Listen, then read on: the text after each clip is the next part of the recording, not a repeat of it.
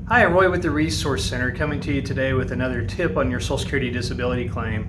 Today I want to talk with you about horrible conditions.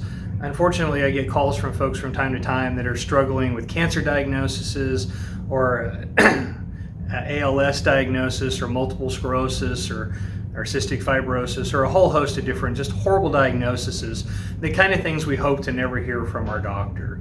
And I wanted to talk with folks because there's this idea that if you're diagnosed with cancer, for example, that you're an automatic approval for Social Security, and that's just simply not the case. Some cancers, for example, are very treatable.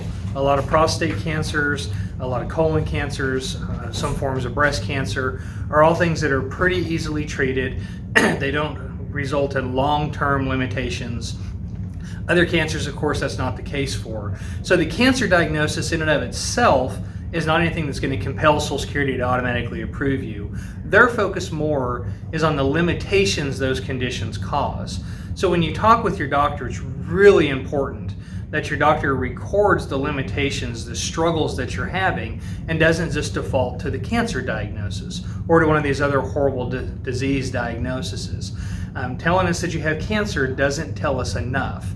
But the fact that you have lack of stamina, you're having fatigue, you may be having intestinal distress, those sorts of things give us much more insight into the cancer that you're having.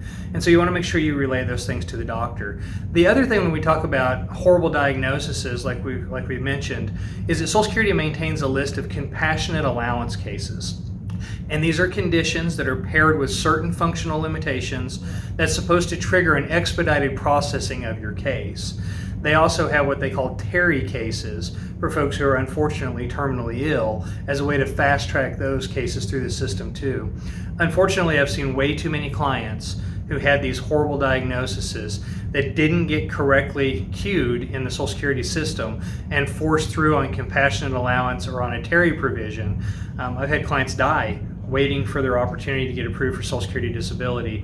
If you've received one of these diagnoses, it's real important you reach out to a representative who can categorize this for Social Security, can start making those arguments, can make sure that it gets processed in a timely fashion, and that your condition gets the expediency that it deserves.